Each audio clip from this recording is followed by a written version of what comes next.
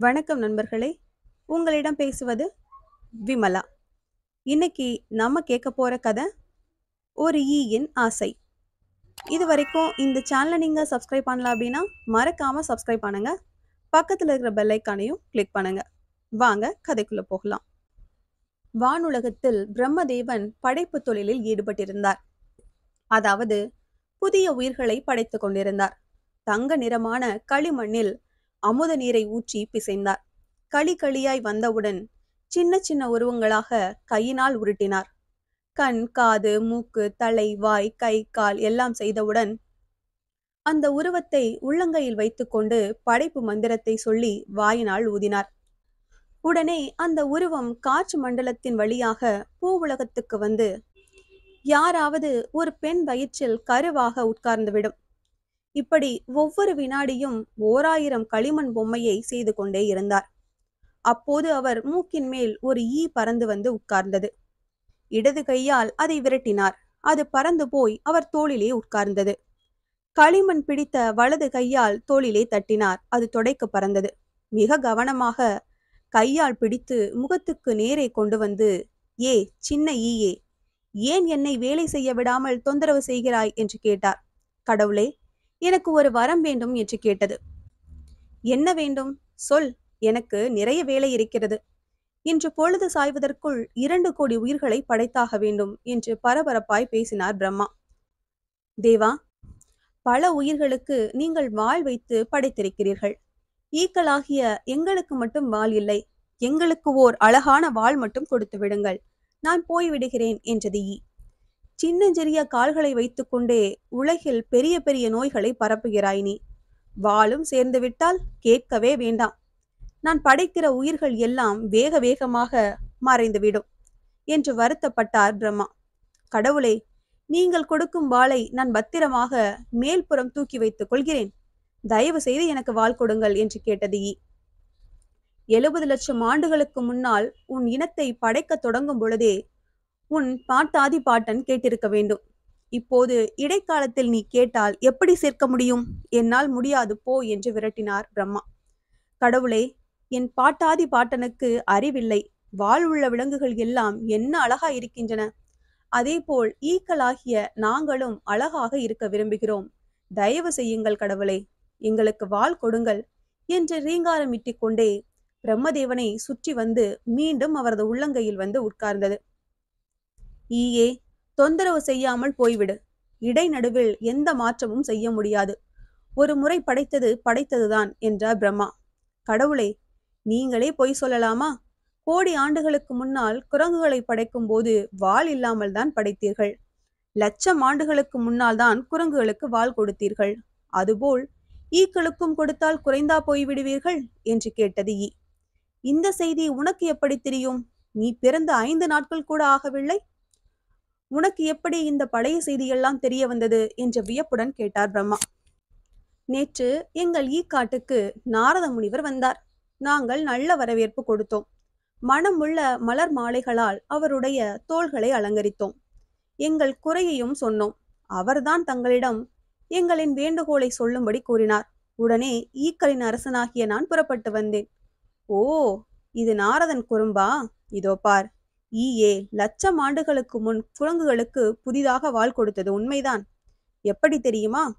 குரங்குகளின் அரசன் என்னை வந்து வாள் கொடுக்கும்படி கேட்டான்.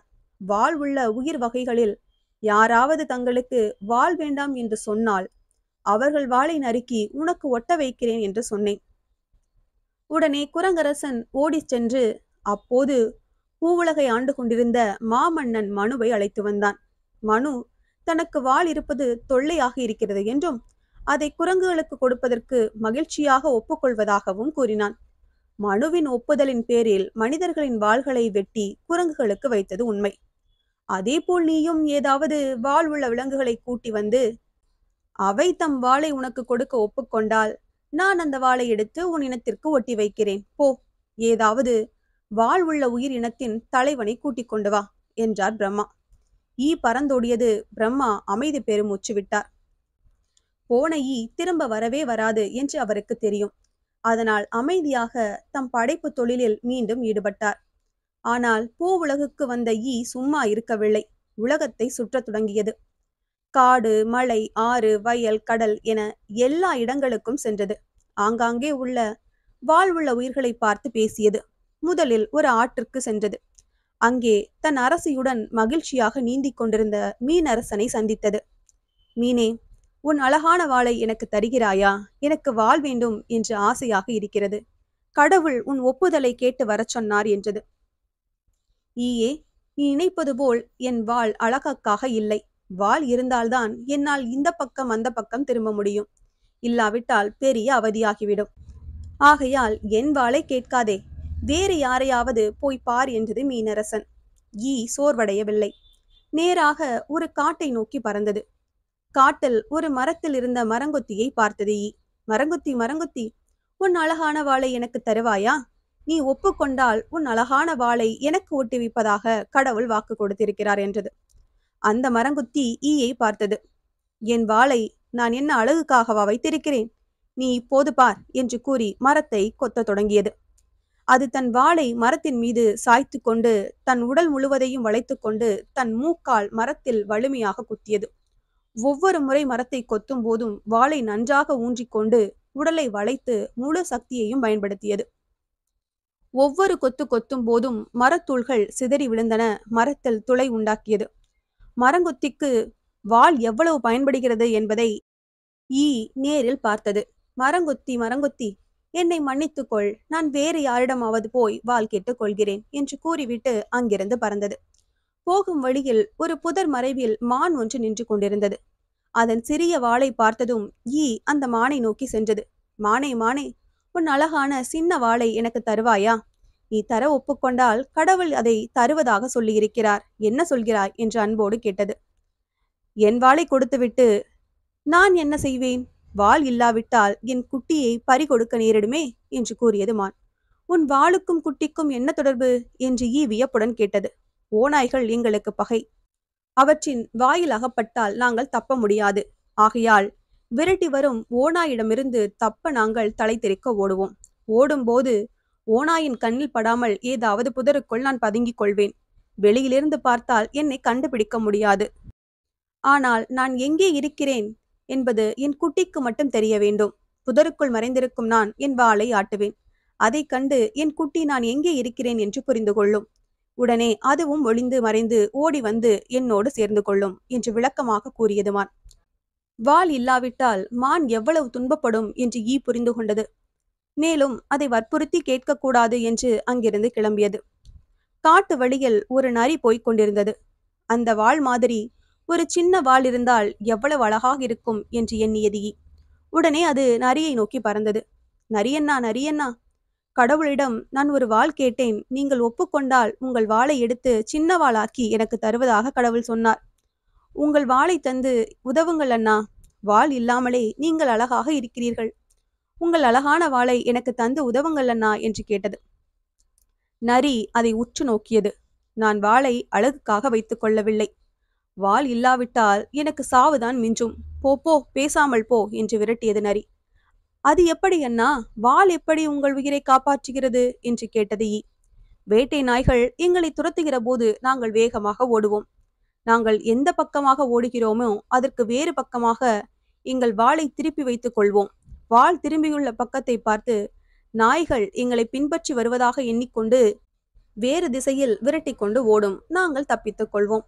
வாள் இல்லாவிட்டால் வேட்டை நாய்கள் நேராக வந்து எங்களை கவ்வி பிடித்து தின்றுவிடும். நரியிடம் வாள் கிடைக்காது என்று தெரிந்து கொண்டது ஈ. அதற்கு கோபமாக வந்தது. பிரம்மா வேண்டுமென்றே தன்னை அலைய வைத்திருக்கிறார் என்று தோன்றியது. யாரும் வாளை தர ஒப்புக்கொள்ள மாட்டார்கள் என்று தெரிந்தே தன்னை விரட்டி அடித்திருக்கிறார். அவரை சும்மா விடக்கூடாது என்று நினைத்தது ஈ. நேராக பறந்து சென்று பிரம்மாவின் மூக்கின் மேல் உட்கார்ந்தது. மூக்கை தட்டியவுடன் பறந்து சென்று நெற்றியில் உட்கார்ந்தது. அவர் நெற்றியில் கை வைத்த போது அது பறந்து போய் முதுகில் உட்கார்ந்தது. முதுகு பக்கம் கையை கொண்டு சென்ற போது தலையில் உட்கார்ந்தது. விரட்டி விரட்டி அழுத்து போன பிரம்மா, என்ன இது தொல்லையாக இருக்கிறது? இந்த இடத்தை விட்டு போகிறாயா இல்லையா என்று கேட்டார். எனக்கு வாள் வேண்டும். வாள் தருகிற வரையில் சும்மா இருக்க மாட்டேன். கடவுளே, என்னை எங்கெங்கோ சுற்ற வைத்தீர்கள். யார் யாரையோ கெஞ்ச வைத்தீர்கள். நானும் சுற்றாத இடமில்லை, பார்க்காத உயிரினங்கள் இல்லை.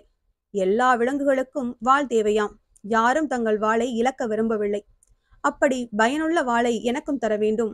வாள் தருகிற வரையில் உங்களை சுற்றி சுற்றி வருவேன். வாள் இல்லாமல் உலகத்திற்கு திரும்ப மாட்டேன் என்று சாதித்தது ஈ.